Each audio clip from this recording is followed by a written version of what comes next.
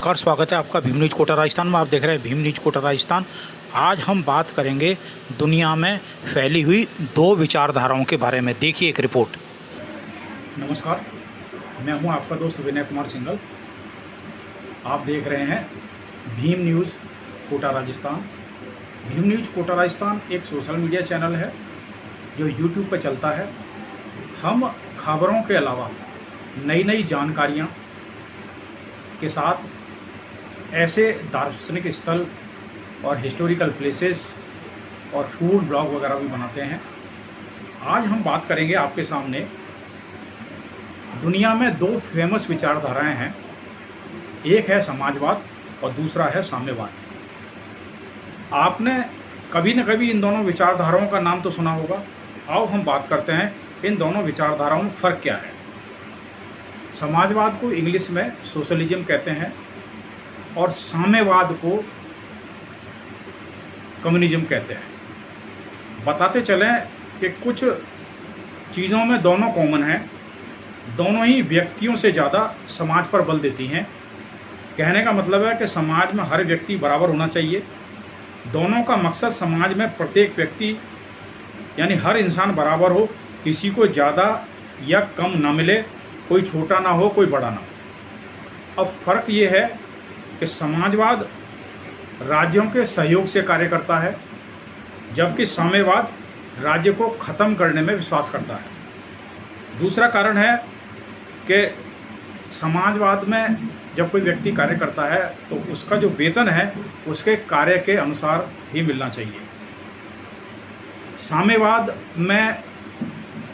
का कहना है कि यदि कोई व्यक्ति काम करता है तो काम कितना भी कर ले, लेकिन उसको वेतन उसकी आवश्यकता के अनुसार मिलना चाहिए।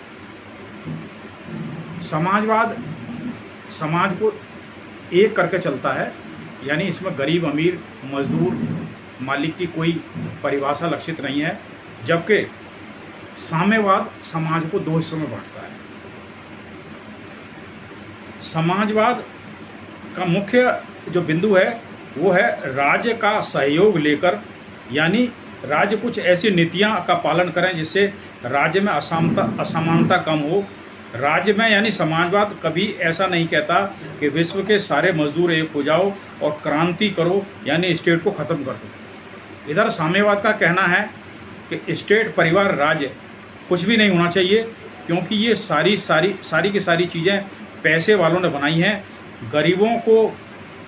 गरीब लोगों को शोषण करने के लिए, गरीब लोगों को बहलाए रखने के लिए अमीर लोग अपना पैसा अपने बच्चों को दे जाते हैं।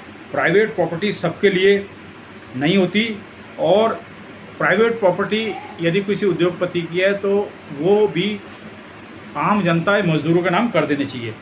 लेकिन समाजवाद राज्यों को ख़त्म करना नहीं चाहता है। साम्यवाद चाहता है कि राज्य को ख़त्म कर दो, सारी पावर गरीब वर्ग के हाथों में दे दो। दोनों में एक फ़र्क और है।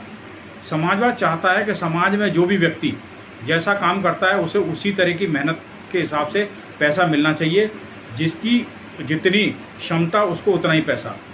कोई व्यक्ति ज़्यादा काम करे तो उसे समाज ज़्यादा पैसा देना होगा, और कम काम करे तो कम पैसा देना होगा।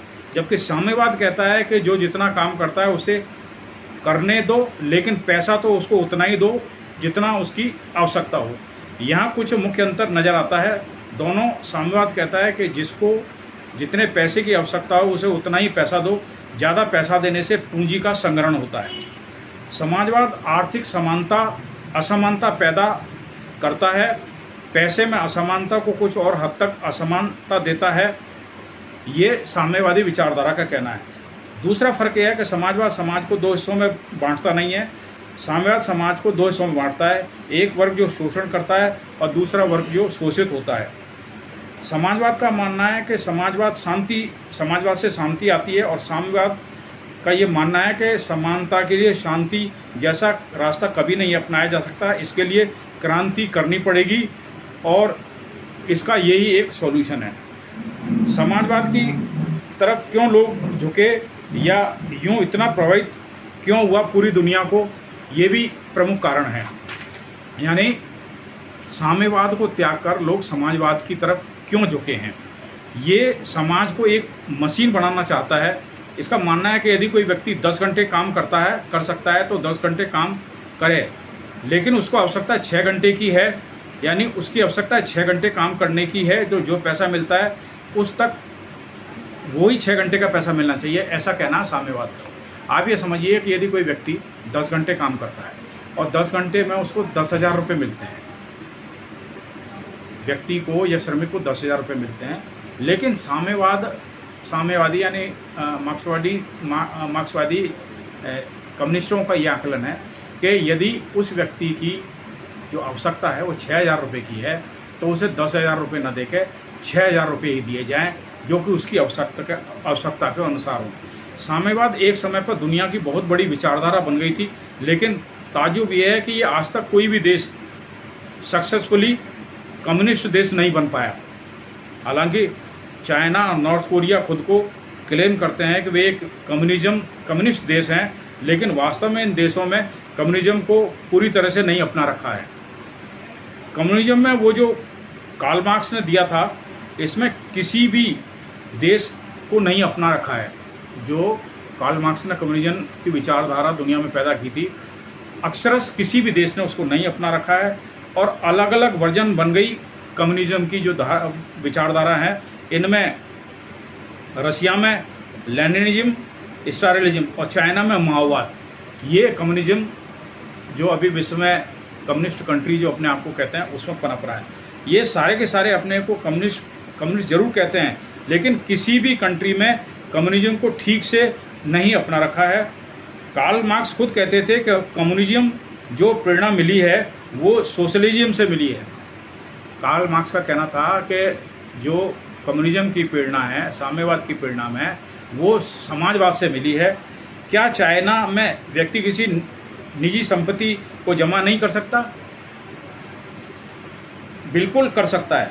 क्या चाइना में स्टेट यानी राज्यों को खत्म कर दिया है? नहीं किया है। तो चाइना किस एंगल से कम्युनिस्ट होगा?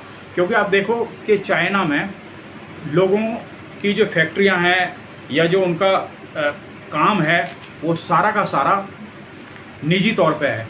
अब आप ये देखिए कि एक ऑनलाइन प्लेटफॉर्म है अलीबाबा, उसका जो ओनर है वो खरबपति है।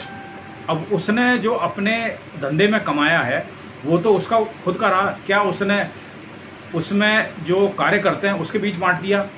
इसी से पता लगता है कि कथनी और करनी में फ़र्क है।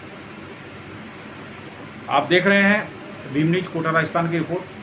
अब आपको मेरे हिसाब से समझ आ गया होगा कि साम्यवाद यानी कम्युनिज्म और समाजवाद यानी सोशलिज्म में क्या फ़र्क है। हमारे भारत में सोशलिज्म का बोलबाला ज़्यादा है। यही कारण है कि अन्य देशों की तुलना में हमारे भारत में आज भी एकता कायम है।